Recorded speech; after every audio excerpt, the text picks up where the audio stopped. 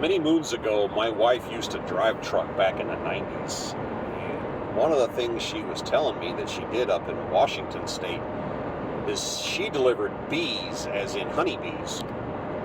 In that part of the country, there's lots of orchards and vineyards and other produce being made, and you have to pollinate. So apparently, people literally rent bees. They have those white box hives that we've all seen, and she would pick them up on a flatbed from the honey guy, the bee guy, and deliver them to these destinations, big orchards. And they put the hives on the truck, and of course the bees get aggravated because you're moving them around, so she have to stand way back.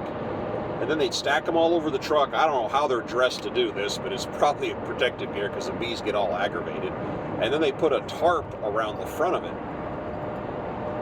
And how you transport them, as my wife tells me, is you have to drive 10 miles an hour for the next 5 miles.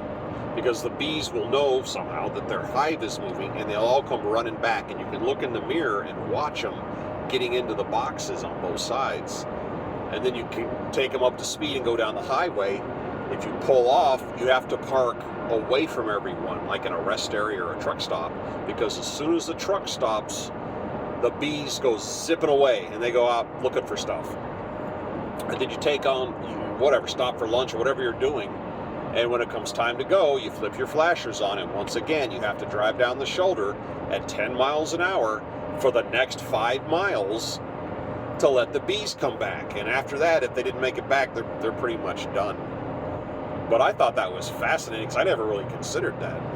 And when she would deliver them, I don't know if they stay a day or a week, but they would take the hives and set them in an orchard, and they'd run off and do their thing. And then she'd come back and pick them up and drive them down the road and take them to the next place. And I thought, what an interesting idea. And I wonder who figured that out. How bees will chase you down the road and whatnot. I don't know, that was just something going through my mind today.